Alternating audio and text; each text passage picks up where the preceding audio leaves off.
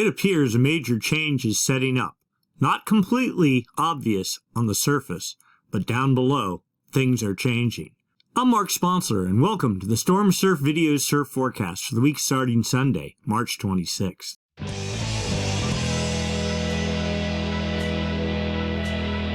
Stormsurf, waves, weather, buoys, altimetry, snow, temperatures, El Nino, weather analysis, essential data for outdoor people, all the time, no hype. Be sure and like and subscribe. Ring the bell. You'll get automatic notifications when the videos are posted. Let me show you how. Here's last week's video. There's the video. Down here, you can hit the thumbs up button if you enjoy the video, or if you don't like it, hit a thumbs down. You can share it with your friends by hitting this button down here. And then this is where we get the most questions. How do I donate to Stormsurf? Right here is the super thanks button. You just push that, and then you'll get routed through some pages that'll enable you to contribute a small amount of money if you decide you want to. No pressure or anything, and we're not pandering for money, but if you want to, it's greatly appreciated. Also, if you want to subscribe, right here, you click the Stormsurf icon, you get a little button here to subscribe, you click that, and then you'll get automatic notifications when the videos are posted, typically on Sunday evenings. All right, let's get to work. And I'd like to make a quick call out to the folks that have donated. I mean, everyone has been super generous. I'm kind of overwhelmed by it. But anyway, I want to give credit to everyone that has donated. And some people have been even more generous than others. It's really astounding. Anyway, JM Tone 1 from last week, very generous. Raider 5, also very generous contribution. PV Sailing, likewise, very generous. And Big Love 9440, really appreciate it. And then also a whole host of other people. Kevin Shard, W. Chase, Tim Castaigne, Coach Nate, Calder Conrad, Sporman 202, Sable Fisher, Leonard Marcus, and Elliot Harris. Really, thank you so much for your donations. Like we said the previous weeks, we're working on trying to get a server to replace our old buoy server, very ancient machine, single core machine. I'm surprised it's still running. So we're going to replace that with a 4-core, pretty light, small machine, but it'll do the job, and any little contribution really helps, so we appreciate it. All right, with that said, let's get to work. We'll start by taking a quick look at significant wave heights for the North Pacific Ocean, and things are even more quiet than they were last week. I mean, there's just really nothing of any interest going on, at least for the moment. Next up, we'll take a look at current conditions, looking at buoys, swell heights for Northern California using the Point Reyes buoy number 029.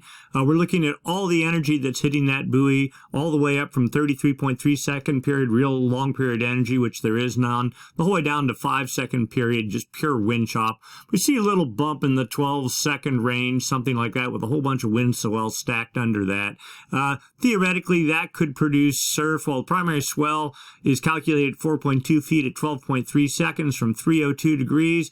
That's surf size roughly 5 feet, and that's about what it is.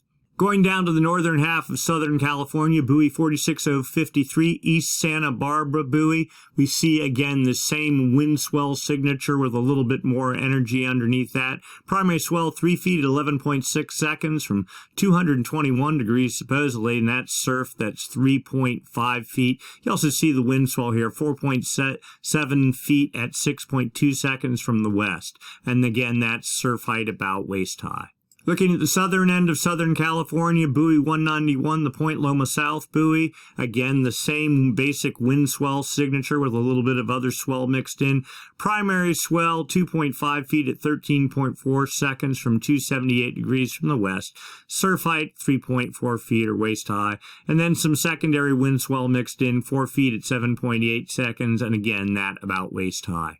And then finally we go to Hawaii, buoy 51101. That's one of the outer buoys at Hawaii. All the nearshore buoys are down. We do see a bump of swell here in the 14-second period range. That from a gale that was over the dateline. We'll get into the details of that in a minute. Primary swell 4.4 feet at 13.4 seconds from 309 degrees. Surf height theoretically 6.1 feet. I'd say that's probably overstating a little bit. It's head high or something like that, but this would typically be Hawaiian, so you'd think it's a couple feet overhead, and I think that's a bit of an overreach there. All right, so let's go back in time and see where this swell that's hitting Hawaii came from. There was a little gale here out on the dateline, developed Thursday, the 23rd of March, built with seas 26.8 feet, so right there, 26.8 feet, the highest seas over this whole domain. There's the Hawaiian Islands right there, aimed reasonably well at the islands, and that continued into almost Friday morning, and the gale started falling southeast and quickly dissipated. I mean, no major swell is expected from this. Actually, the amount that's hitting even this evening is probably more than was expected. Anyway, swell to continue into Monday and Tuesday. And then just looking after that, on Saturday there was nothing, and Sunday, well, there we are, literally nothing. So let's go look to the future. We're going to start looking at jet stream level winds. These winds up about 30,000 feet help support the formation of gales. When they form, help direct their track. We're looking for a trough, a dip in the jet. Now, here's the main jet. This is Japan, this area here. Aleutian Islands are up here. The mainland over here, California down here, Baja, Hawaii right there. The jet's pushing off Japan, not even really making it off the coast, heavily splitting, most energy pushing north up into the Bering Sea, and then starting to dig out a bit of a trough here off of British Columbia. Now, typically what you get in a trough here is you get a counterclockwise flow aloft and down at the ocean surface. That's the hallmark of low pressure. Of course, low pressure, if it's strong enough, generates winds. Winds, as they get traction on the ocean surface, start to generate seas. Seas, as they radiate away from the fetch area, eventually turn into swell, and swell, when it hits your beach, turns into surf. So this is more of a backdoor variety trough. You really want a trough like here, but this isn't in the main portion of the jet. This is the leftovers from that gale that made the swell for Hawaii. So that's not really doing anything. It has to be in the main part of the jet. It has to have a lot of wind pushing through it. None of this looks particularly promising, but you see that backdoor trough start digging out a little bit more as we get into Monday and starting to fall south towards California. Now notice there's also another trough here northwest of Hawaii, but it's mostly cut off. Most of the energy is going off to the northeast like this, and just a little portion of it's falling down here. So that might be good enough for maybe some more wind swell creation for Hawaii. Anyway, as we get into Wednesday, the 29th of March, the backdoor trough continues pushing down the U.S. west coast to San Francisco as we get into Thursday, and then over Southern California later on Thursday. I mean, there's some talk about this being a strong cyclone, atmospheric river type event, but I think that's all grossly overhyped. This basically looks like your standard variety winter type storm, but not anything, hair on fire or cataclysmic or anything like that. So we get into Friday. Now another trough is forecast setting up here in the northeastern Gulf of Alaska, falling southeast, but it is not forecast to make it other than maybe to northern California, and that's about it. We'll see. Whoop, there we are. We're a week out, and still the pattern over the North Pacific is, well, look at this, a double split, two splits up here, and the southern branch way down to the south, not really doing anything. Just, this is the basic setup. When you get this split jet, you just get high pressure, and that's what we have over the North Pacific. It's really kind of a springtime pattern, and we'll get into the MJO discussion in a minute, but that is kind of what is supporting all this too. Not a lot of energy available to pump into the jet, so it just splits and fragments and can't quite get itself together. When you have good upper level energy feeding the jet, it is much more productive for storm development. All right, let's go take a look down at the surface. Here we are, surface level pressure, surface level winds. You can see right here, weak high pressure off of California, another high pressure here, remnant weak low pressure northwest of Hawaii, and really no winds. Here's 30 and 35 knot winds off of Japan, but we'll see where they go. They just head right off to the north following the jet, and really nothing expected. As we get into Monday evening, the gale starts building in the forecast backdoor trough off of Oregon, falling south to Cape Mendocino as we get into Tuesday with 35 knot northwest winds, falling down the coast on Wednesday with 30 to 35 knot winds, and then pushing into Southern California as we get into Thursday. In terms of surf production, well, yeah, it'll make some surf, but it's probably going to be pretty windy, pretty junky. There'll be some rain associated with it, and this does not look like an optimal swell production setup. You really want a big storm out here in the middle of the Pacific with high pressure over California and Hawaii, making for no weather. So the storm generates seas, the seas radiate away, get groomed out, and then they hit your beach, and then you get what we would call real surf. So right now we're kind of scraping the bottom of the barrel. So we get into Friday night and Saturday, that April 1st, another little gale, not even gale, low pressure starts developing in the northeastern Gulf with 25 to 30 knot northwest winds, and that just sort of blows itself out, producing wind swell, we'd guess, and nothing else. And after that, we're a week out. So what are the effects of those winds on the ocean surface? Well, if you don't have a whole lot of wind, you don't get a whole lot of effects. The little gale, though, of course, off Oregon. So we get into Tuesday generating 22, 24-foot seas, we'll say, falling down the coast and fading from 20 feet. Certainly enough to generate swell, but given that it's only 100 miles or 200 miles off the coast, whatever swell you get is going to be exceedingly junky. Find the most protected spot you can find, and maybe there will be something rideable from it. We're into Friday the 31st of March now. We know the next little system is to be pushing through the Gulf off of Canada, generating, what is that, about 14 or 15 foot seas. That's good for 10 or 11 second period, something like that. And then, whoop, there we are. We're a week out and really nothing. Very quiet indeed. But all hope is not completely lost. We're going to go back in time to Tuesday, the 21st of March, right here. And we're in the South Pacific. And notice, this time of year, it's summer down there. There's not a drop of ice off of the Antarctic area here. So there's a lot more open ocean for storms to get traction, generate swell. If you remember, when we get into the July sort of time frame, the ice line comes up to almost 60 south. Well, we don't have that, so you have between every 600 nautical miles north or south, every 10 degrees, you have 600 nautical miles of open ocean, so going north or south. So there's an extra 6 or almost 700 nautical miles of ocean across the whole deep South Pacific available if a storm were to form, which it did on Tuesday, the 21st of March, producing seas to 43 feet in the evening. Now, most of this was all aimed off to the east, drifting just a little bit to the east, northeast late Tuesday night, and then into Wednesday, pushing out of the Southern California swell window. Southern California is about 117 west. The net result, though, is some swell. Let's see how far. You can see just a little bit of energy starting to push off to the northeast here. Some little swell is expected reaching into Southern California by midweek.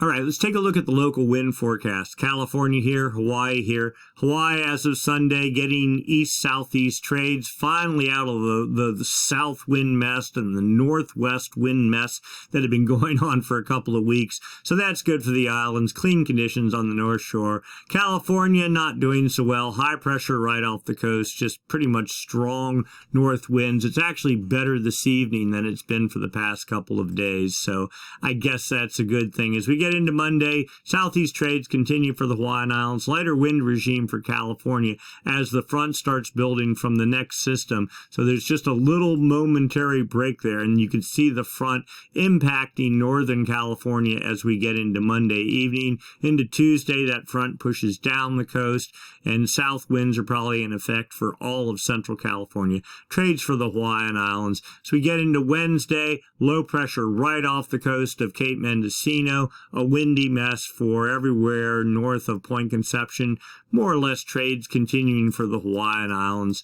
Thursday, now the low pushes south, even down with the center of the low almost over Southern California, southwest winds for Southern California, and pretty much a northwesterly wind bumpy mess for Northern California. So we get into Friday, a lighter wind regime for a minute, and trades continue for the Hawaiian Islands, but then another quick front sets up, pushing into Northern California as we get into Friday night and Saturday, and then it looks like high pressure circulating clockwise. You can see the isobars here. Low pressure circulating counterclockwise. When these two differing pressure systems get in close proximity to each other, the isobars tighten up, building stronger winds, and you can see wind and probably wind swell likely for the north coast. As we get into Saturday and Sunday, trades continue for the Hawaiian Islands, building a bit stronger, maybe some east wind swell to result from that. And then we see almost a backdoor front, but not really, and it looks like strong high pressure setting up behind that. Quick look at forecast surf conditions. We'll start from Northern California, Half Moon Bay. You see a bit of wind swell. This is surf height here, calculated surf height. Surf height coming up to 10 feet, something like that. That with a bunch of south winds. We go to the bottom part of the chart here.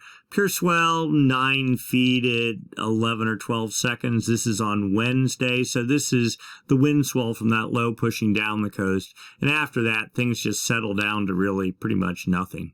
Looking at Santa Barbara, pretty much the same pattern. You see the wind swell building a little bit, maybe 3 feet. That's some broken up right there. That's just pure wind swell, not even really any legitimate swell, so it drops out. But so that is 3 foot surf, swell 3 feet at 9 seconds, something like that. Then we go to San Diego, the same local wind swell situation with surf maybe 5 feet. That's probably an overreach. 3 to 4 feet is probably more likely, with a bunch of wind. Looking at pure swell, 5 feet at 9 seconds sort of thing. Now here, if you really look close, 20, 19, 14, 15, somewhere in the middle of all this wind swell on Wednesday, the southern hemiswell from that gale that traversed the South Pacific a week ago is to be arriving too. So if you can find a place that's protected that can filter out all the wind swell, then maybe you'll get some waves. Then looking at the north shore of Oahu, well, here's that swell from the date line. You can see it here, 4 foot, something like that. Then slowly filtering down. Some other mixed swell beyond that. Let's go look at the details. Here we go. 3 feet at 13 or 14 seconds, something like that. As we get into, well, Monday morning, 3 feet at 12 seconds. It's already starting to fade. And heading down from there. And then it looks just like wind swell, 2 to 3 feet at, we'll say 10 to 11 seconds, something like that beyond. With, for the most part, you can here's the wind forecast, all coming out of the east or southeast for the most part. Trades pretty light, so that's probably the best spot in the Pacific Ocean for this week. And then finally, the snow forecast. All right, so California here, the blues are liquid precipitation, the whites and yellows for the most part are snow. You can see the low building off the California coast as we get into Monday night. Pushing into the coast, San Francisco there. Snow in Northern California reaching to Tahoe probably sometime Tuesday morning. Then pushing south, strong snow, rain the whole way down to Point Conception as we get into Tuesday evening. And then through the evening and into Wednesday morning, snow mainly falling down in the southern Sierra, rain for the entirety of California for the early part of Wednesday, and then pretty much continuing the whole way down into Southern California. So we get into Thursday, now there's a little bit of an upgrade. Rain continuing for Southern California into about midday, almost the afternoon, and fading out. Then we know there's another system behind that trying to get some rain into Northern California on Saturday. So that's almost a week from now. And maybe, let's see, Tahoe's right there, a hair bit of snow for Tahoe, and then pretty much fading out on Saturday with more continued rain for almost down to the Golden Gate, and maybe light snow Sunday night a week from now for the Sierra. Total snow accumulation for Olympic Valley, well, we see, what's that, about 20 inches for the first part of the week, pushing to 22 inches and then building up to a total of 36 inches over the next 10 days. That's pretty good considering how much snow we've had already and what time of year it is. We'll take it. Kirkwood doing about the same total accumulation, we'll say 32 inches, something like that. And Mammoth, well, they're further south and the storms are all falling north to south, so more of the moisture gets wrung out, even though they're out there. A high elevation is a bit higher than Tahoe, 2 feet total accumulation. And then back to Olympic Valley, we're looking at the freeze level or the snow level. All right, this is the base of Olympic Valley, this dark line. The light blue line here is the summit top of Granite Chief or Palisades. The red is liquid precipitation. The gray is sleet. The transition line, the 32-degree freeze line, is between the gray and the white right here. So you see, maybe just reaching 32 degrees at the base of Olympic Valley sometime on Monday. But then after that, freeze level down at, peaking up at maybe 5,000 feet, and in the evenings down at 2,500 roughly, and pretty much holding for the next 10 days. So it's interesting. The models had showed a big warm-up the last half of the model run, but then about a day and a half ago, that all disappeared. More of the cold temperatures continuing, and so it looks like winter, at least from a temperature perspective, is to continue for this year. All right, let's go take a look long term. What's going on with the MJO, the Madden Julian Oscillation, and ENSO, the El Nino Southern Oscillation? These two oscillations are the primary controllers of weather over the Pacific Basin. All right, we're going to start by looking for signs of the active phase of the MJO. The MJO is the shorter-term oscillation, and so is a longer-term oscillation. The MJO has two phases, active and inactive phase. The active phase is typically on one side of the planet, inactive phase on the other. They rotate west to east around the planet on the equator. Either one of those phases typically takes about 4 to 5 weeks to make it across the Pacific, but the active phase is the one we're interested in because it is like a big, broad, low-pressure system. When it pushes over the Pacific, what it does is it pumps heat energy up into the atmosphere, into the jet stream. And that adds energy to the jet stream. If the jet stream has more energy in it, it doesn't split, unlike where we are right now. It consolidates, and then it starts digging out troughs, and those are very supportive of gale development. And of course, if you have gales, you have wind, and if you have wind, you start getting seas and surf and all the good stuff. Also, the active phase of the MJO, when it moves south of California or north of south of wherever the active phase is, typically is where you get maximum weather. Support for cyclone development in the summer months or winter gales in the winter months.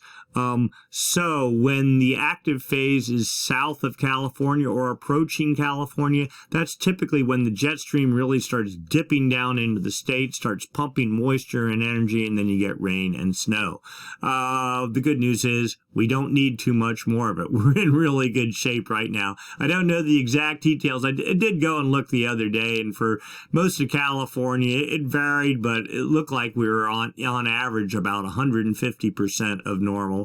And the snowpack is even higher than that because temperatures have been so cold. Typically in a normal winter, you sort of have warm spells and some of the precipitation up high falls as rain. But almost everything we're getting above 6,000 feet for months now has been snow. And there's still snow on the ground at somewhere around the 3,000 to 3,500 foot line, and pockets even below that. That was as about 4 or 5 days ago. And given the low snow levels and more precip coming, it's only going to add to the snowpack. The good news is the Tahoe area and a lot of these places have at least had a chance. I mean, the big atmospheric river and all that kind of stuff has backed off now. So they've had a chance, the neighborhoods have had a chance to dig out, get the streets clear so people can move around and start having a life that resembles something that's closer to normal.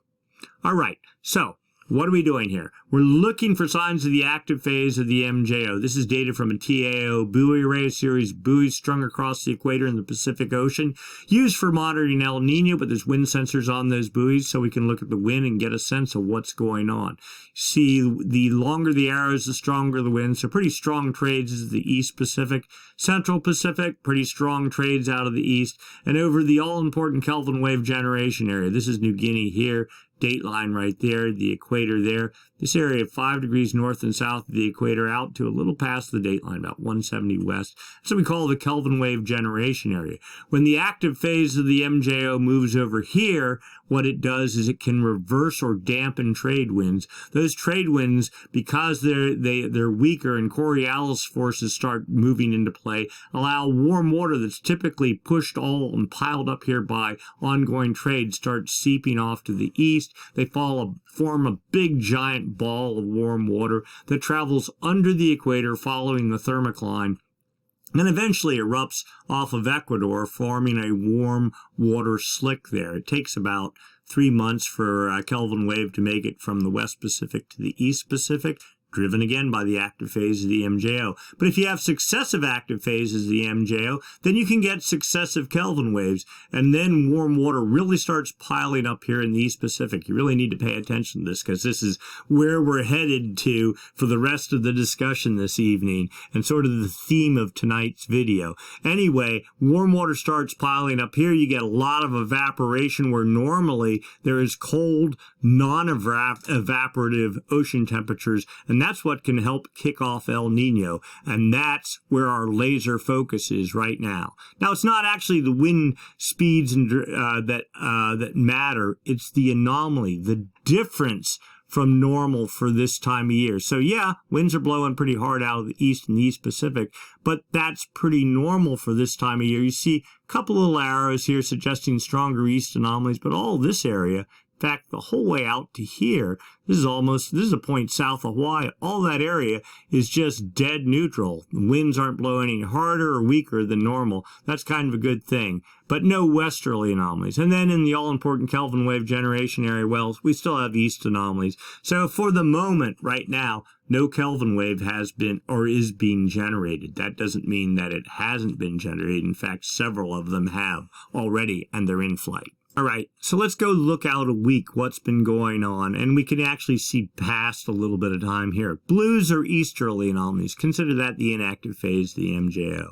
Oranges and reds, westerly anomalies, the active phase of the MJO. So this is the east-west component of the wind only. We don't care about north or south. Just, is it blowing harder? Are the trades blowing harder than normal or weaker than normal, or have they in fact even reversed? All right, now this is the whole planet on one chart. The date line runs right up the middle. The far west Pacific is about 125 west, so right about there. Kelvin wave generation area then goes from there to about there. This is past performance. There, that's the forecast starts today, the 26th of March. So this is the plan for the future. All right, and the far east Pacific, well, Ecuador is about 80 west, so roughly right there. All right, so just looking at this in the past, in February and early March, you see the yellows, westerly anomalies, traversing the Pacific over a multi-week period. That likely was the active phase of the MJO. Big pocket of westerly anomalies here, right south of California. The first almost through the second week of March, something like that. That helped fuel all the rain and miserable weather we were having. Now that's pretty much cleared out. You see easterly anomalies in control of the Kelvin wave generation area today. Forecast holding for the next week while seeping off to the east. But also notice westerly anomalies also trying just today, just barely in the Kelvin wave generation area, but filling this whole area back here, likely trying to push some warm water, dribble it into the Pacific Ocean from over the maritime continent. All right, let's go look out 2 weeks. So the MJO is like low pressure, right? So that does a couple of things, or has a couple effects. One, it can reverse the trade winds. Two, because it's low pressure, it creates clouds, right? And if there's clouds, then there can be rain. So what this chart is about, outgoing long wave radiation, just fancy words for cloud cover. Where is there more cloud cover than normal and less? And you can kind of assume the MJO is associated with it. So this goes out 2 weeks, 15 days, South America, Central America, Hawaii, the equator right there, dateline right there, maritime Australia, Bali, all that, New Guinea right there. Kelvin wave generation area right here, all right? The yellows and the oranges are cloud-free skies. So one would assume high pressure is causing that, and one could likely attribute that to the inactive phase of the MJO. In fact, we pretty much know just by looking at the previous chart, trades are blowing harder out of the east over this exact same area. So inactive phase of the MJO, active phase looks like it's in the Indian Ocean. 5 days from now, same thing, but inactive phase getting weaker per the statistic model. But then 10 days from now, dead neutral, and 2 weeks from now, dead neutral. That's one view of the world. There's another model that has a differing view, the GFS model, which is our standard global model used in the United States. It shows the same thing initially and on day 5. But on day 10, rather than going neutral like there, look at this. More cloud cover building into the West Pacific, active phase of the MJO. And 2 weeks from now, active phase of the MJO in control. So what would that mean? Well, like we said before, if the active phase is over the West Pacific, that's where it starts pumping energy into the jet stream. Theoretically, one would say if it were a normal year, that would be good for generating surf. But this year, because so we're in this transition period, right? La Nina. It's been in play for 3 years, locked dead solid. You're not going to turn the atmosphere of the whole planet around in a couple of weeks. We're just on the very leading edge of what appears to be some sort of El Nino development. But the atmosphere, as of right now, is going, well, yeah, sure, I see your El Nino, but I'm comfortable with La Nina, and I'm going to hold that way. And I think that's what's going to happen for the rest of the spring. It's going to be like the typical miserable La Nina springs that we don't like. Strong north winds, high pressure and control, at least along the California coast. Stronger than normal trades for the Hawaiian Islands. Colder than normal temperatures. But that doesn't mean that this is sort of, again, the theme of the video. What you see is not what's really happening. Underneath the covers, there's some major stuff going on. We're going to get into that in just a second. All this builds up to that.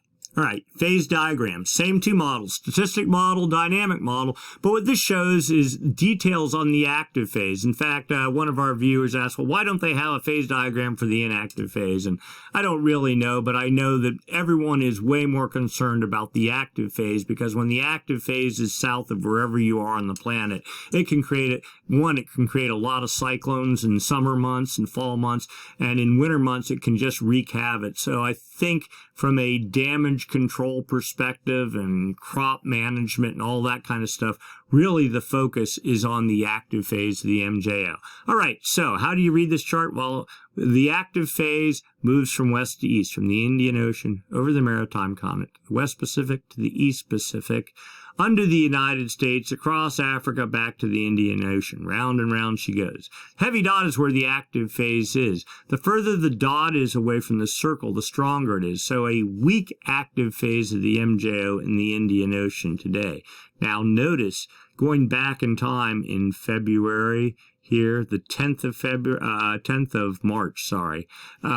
The further the dot is away from this circle, the stronger it is. This last active phase was exceedingly strong somewhere in the East Pacific south of California. No wonder there was all kinds of mayhem going on in California. The active phase of the MJO was just juicing the heck out of the jet stream and targeting California perfectly. All right, but now Indian Ocean gets their turn. But here's the forecast. Looks like, and this goes out 2 weeks, according to the statistic model, active phase making it into the West Pacific, but just exceedingly weak. Now, the dynamic model, a little bit more positive here, showing, look at this, the active phase totally bypasses the maritime continent, just blasts right past it, right back to the Western Pacific, and weak, but a lot stronger than what the statistic model suggests. The also interesting part about this is the propensity for the active phase to want to move and reside and feel comfortable in the West Pacific. We haven't had that for 3 years. High pressure has been over the West Pacific for years, driven by La Nina. Now, all of a sudden, it seems like that pattern is changing, and we'll get into that more in a second. Upper level model showing propensity for precipitation. This is a statistical model. The greens are areas favorable for precipitation. One would consider that to be the active phase of the MJO. Oranges and reds, the inactive phase. And let's get ourselves oriented. This is the Atlantic Ocean right here. There's Africa, South America, Central America, Hawaii right there, New Guinea there, equator there, dateline roughly there. Greens in the Indian Ocean starting to seep into the Pacific.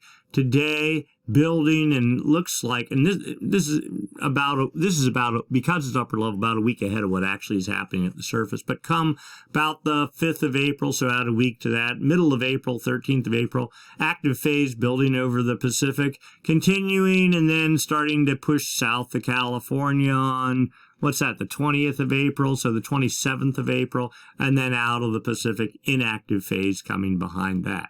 All right, so far the models are all semi in agreement. The other 1 month model, the 1 month model goes out 1 month is down. We wrote the guy that maintains that, and hopefully he'll get it back up. I mean, some of the data is there, but not all of it. Anyway, so we'll go to the CFS model going out 3 months. All right, past performance down here, future forecast up here. This is the east-west component of the wind, the yellows, westerly anomalies, the active phase of the MJO, the blues, the inactive phase. Dateline runs right up the middle, so the Kelvin wave generation area starts about 125 east, so from here, okay, and ends about 170 west. You can look at this picture and you can see, well, in December and January, it's just blue, blue, blue, easterly anomalies, the classic La Nina signal. And then what happened somewhere in the early part of February? Westerly anomalies pushed the whole way across the planet. That was the active phase of the MJO. A little bit right now we're in the inactive phase of the MJO, but you can see already in the next day or so, westerly anomalies building, and by about April 4th or 5th, they're gone. Westerly anomalies in control, and when we get to about April 15th, and we said this last week, and we're going to say it again, the models have held, right? It's been a week or longer. Westerly anomalies, not only building, but very strong, and it's not like they're just hanging there for a little bit, non-stop for the next 2 months. I mean, if you really see this, and this really materialize, I would become a little bit worried. I don't want to start, raising a bunch of hysteria because it's a model and it's going out multiple months. But you don't often see a signal this strong, and the model has been consistently showing this. So it gives one a little concern. We will continue to watch this week after week. Again, we got months to go, but if you have this much westerly anomalies, that suggests a strong El Nino, and we're going to get into some of that here in just a minute, because this isn't the only signal that we have that something more than just an ordinary El Nino is starting to develop. All right, so let's overlay the MJO here. Right, solid contours are the active phase of the MJO. No surprise, we saw this westerly anomaly thing back in February. We surmised it was the active phase, and you can see it just pushing the whole way across the planet. The dotted contour is the inactive phase. Here we are. We're right smack. We're like a day away from at the peak of the inactive phase. Now, here's where things get even more interesting. As we get not even a week from now, the inactive phase is still supposed to be in control, but westerly anomalies, you see those yellows? Building. That's interesting. Active phase following directly behind with westerly anomalies in control. And then you get into that April 15th time frame. Strong westerly anomalies set up right smack on the date line and go till at least the end of June. Pretty interesting. What is all driving this? All right, so let's overlay the low-pass filter. This is the high-pressure, low-pressure bias thing, the El Nino, La Nina indicator, if you will. Dotted contour is the high-pressure bias, the La Nina indicator. Smack on the date line it was until, well, about March 10th it started fading. You can see today it's steadily moving off to the east and getting weaker by the moment, while the low pressure bias, which for 3 years has been over the maritime continent or the Indian Ocean, look at it moving. This, in terms of this is very fast movement. By mid-May, it's supposed to be, well, let's just draw the line here as best I can. South of, we'll say south of Hawaii, and by the end of the model run, by June, low pressure, or the bias, is supposed to be almost just right off the California coast, with the core, look at this, building from 1, 2, 3, 4 contour lines.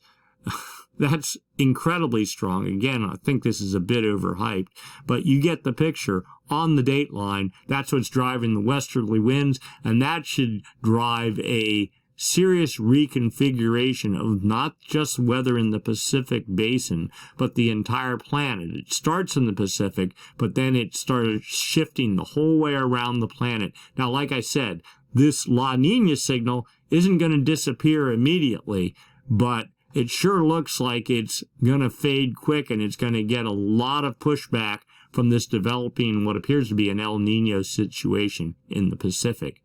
I guess that's good news in terms of surf and liquid precipitation come next winter, but maybe a little bit too much of a good thing. I guess we'll see. All right, let's go take a look down in what's going on deep in the ocean. Remember, we were saying on the surface things like, yeah, so things are okay, but under the covers, things are changing. This is the under the covers part of it. This is not surface temperatures, subsurface ocean temperatures. The West Pacific here, the East Pacific here. These are the anchor lines on the TAO buoys. The X's are sensors on those anchor lines. They collect temperature data, and you get to see what's happening with the distribution of warm water down in the ocean surface. Warm water, 29 degrees centigrade in the far West Pacific. Haven't seen that in years. The 28-degree isotherm moving just a little bit east of the dateline to, we'll say, 179 west now. And then the 26-degree isotherm, well, the whole way across the Pacific. The 24-degree isotherm, now the whole way across the Pacific. All this stuff was stubbing off at like 140 a couple of months ago. So this means warm water is already pushing off to the east. And you can see 26, 27, 28-degree temperatures on the equator in the East Pacific. That certainly means that we are not in a cold water situation already, and it's March in the East Pacific. That's something to sort of look at closely. But it's not the actual temperatures that matter. Again, it's the anomalies. Difference from normal for this time of year. You can see the pattern plain as day here. 4-degree positive anomalies in the far East Pacific. 3 degrees, 2 degrees. This is the leading edge of a Kelvin wave, somewhere around, we'll say, 145 west, so a little bit past Hawaii. And just a river of warm water already impacting Ecuador, starting to build here. Kelvin wave number 1, Kelvin wave number 2 here, if not Kelvin wave number 3 embedded in it, because there's been 3 active phases of the MJO that have traversed the Pacific since, I don't know, Christmas time frame. We suspect there's 3 Kelvin. I mean, it's almost, you can't almost distinguish them anymore. It's just a river of warm water flooding east. The proverbial dam has broken. Let's go look at one other model here. This one using different technology to make its assumptions about what's going on, but the picture is even more plain here. Warm water, Kelvin wave number 1 impacting here, Kelvin wave number 2 making its way across the Pacific, Kelvin wave number 3 building back here. Again, the proverbial flood, nary a drop of significant cool water left.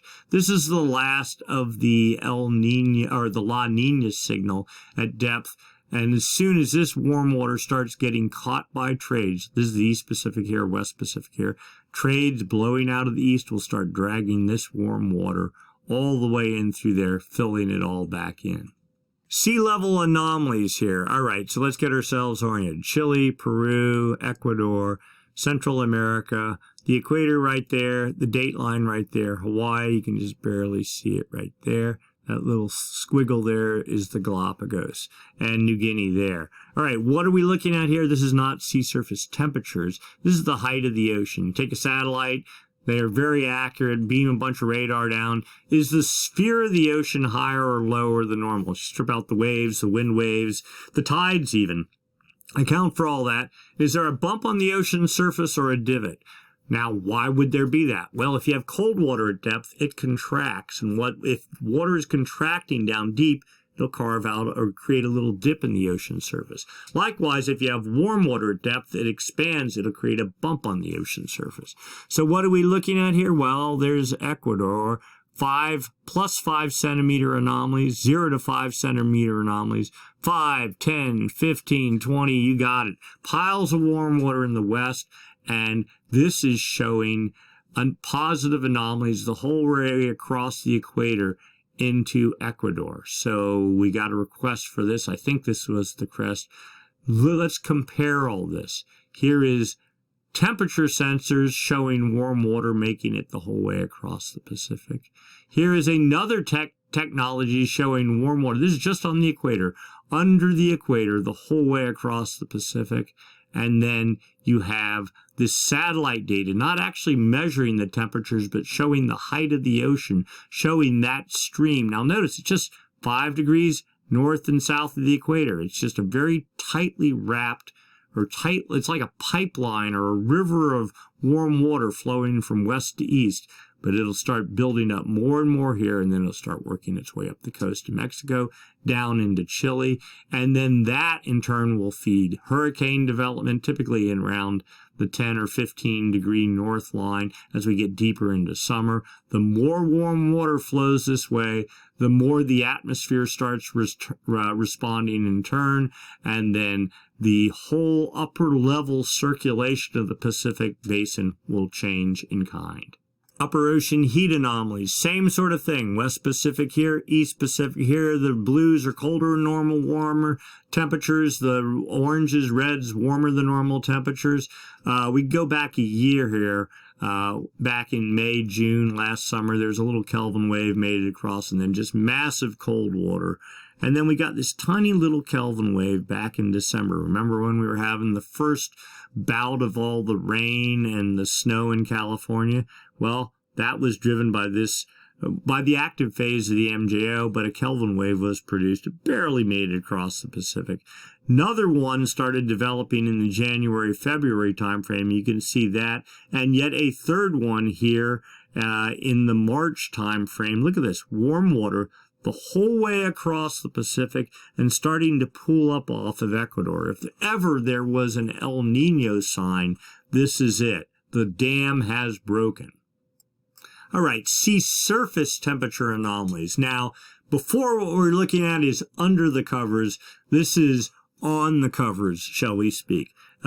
South America, Chile, Peru, Ecuador, Central America, Hawaii out here.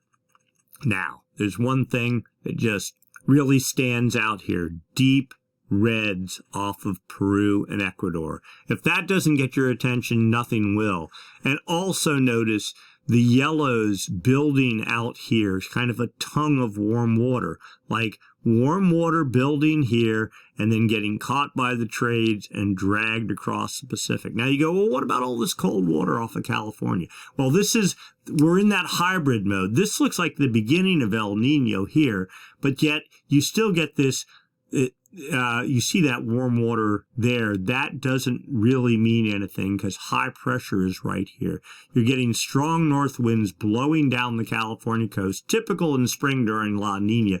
It creates this outflow, upwelling pattern here. So that's a La Nina signal. This is an El Nino signal. The last of La Nina is just this little bit of cool water. And even day by day, it's just disintegrating as you watch it. From a point, we'll say south of Hawaii out to about the date line, something like that. Now here's the sea surface temperature trend for the past 7 days. It was really all lit up in orange and looking really nice last week, and it's basically been that way for 2 months now. But The inactive phase of the MJO is in control of the Pacific right now. You see a little bit of, these aren't cold temperatures. This is just a 7-day trend. So, I mean, temperatures are falling a little bit right here. And this area was actually a little bit bigger 2 days ago. But you see temperatures are still warming off of all this area. So even though it's cooling for the moment, well, one, we know the active phase of the MJO is coming pretty quick. Give it about another week. And I expect all this to be lighting up again and showing warming coming. All right, and then the backed off view, you can see it plain as day.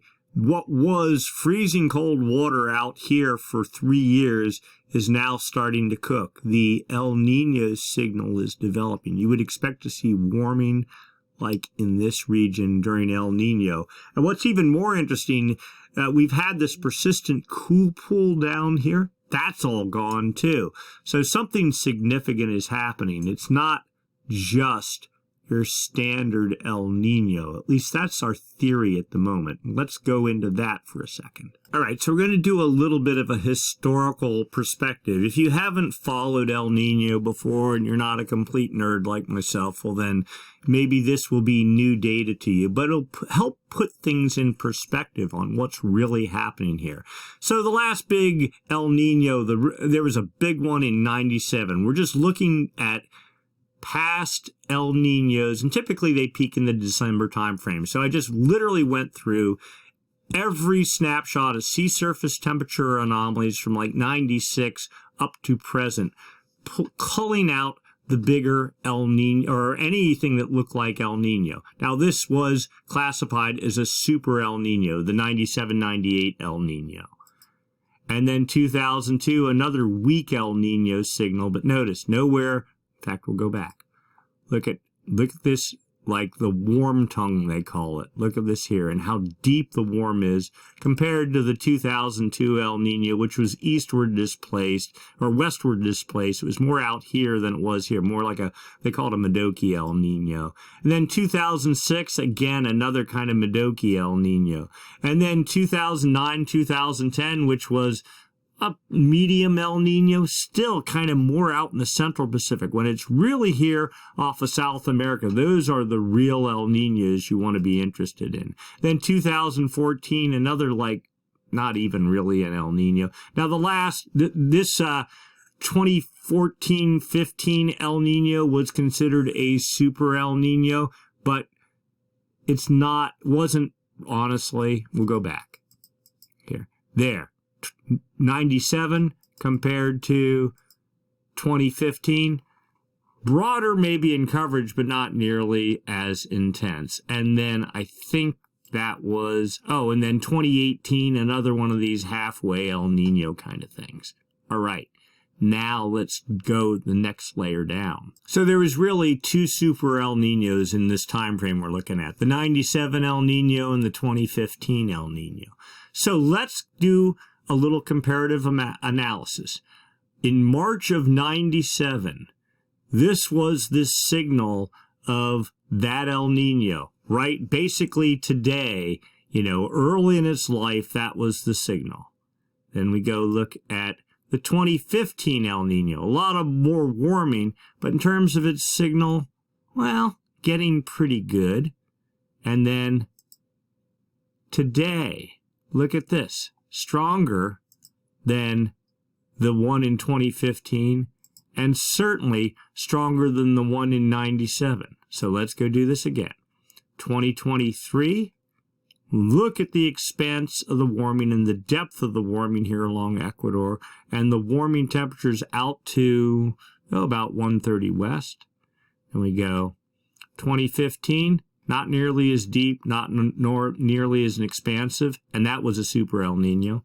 And the 97 El Nino, nowhere close, and that was a super El Nino. So what does this mean?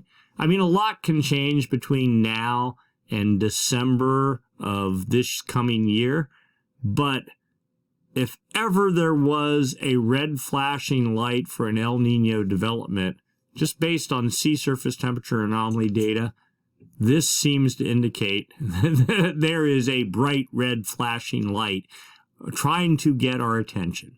All right, let's move on. Are these warming temperatures on the ocean surface having any effect on the atmosphere above it, right? We're into, well, if you have warm water on the surface, not down in the ocean, but on the surface, it creates evaporation. Evaporation creates uplift, and then that supports low pressure development. So we look at the Southern Oscillation Index, difference in pressure between Tahiti in the Pacific, Darwin in the Indian Ocean. If pressure is lower comparatively in Tahiti, the index will go negative.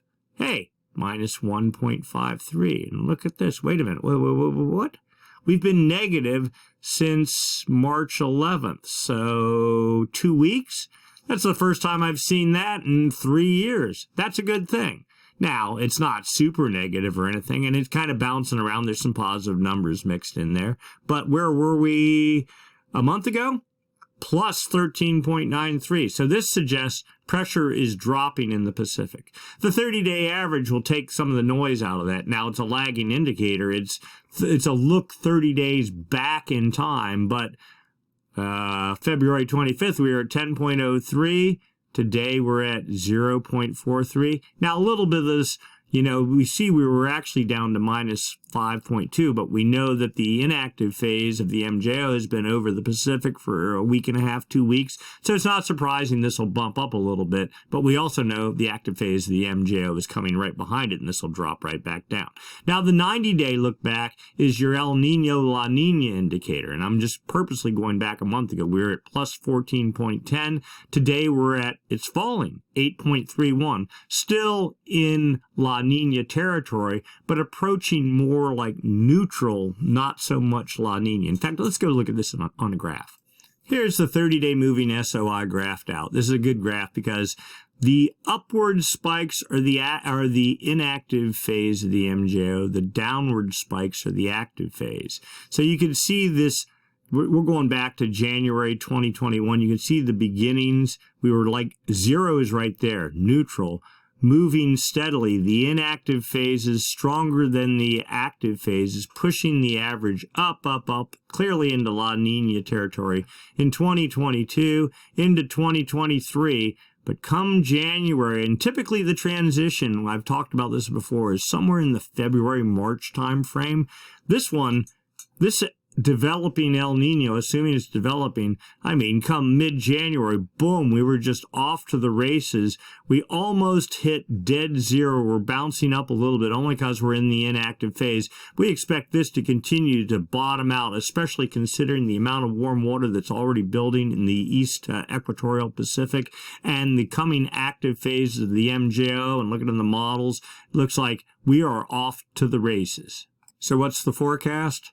Well, it keeps going up and up and up. Not just what the forecast is, but every couple of days, the model keeps upticking what the sea surface temperatures are going to be. Now, this is raw data. This is not the PDF corrected. This is a sea surface temperature forecast for the Nino 3.4 region, the official El Nino monitoring region, the Pacific Ocean from the CFS model. Today, temperatures about neutral, April heading up. As we get into July, sea surface temperatures forecast at about, this seems hard to believe, 1.2 degrees above normal. And then you get into October and November, and that's 2 degrees above normal.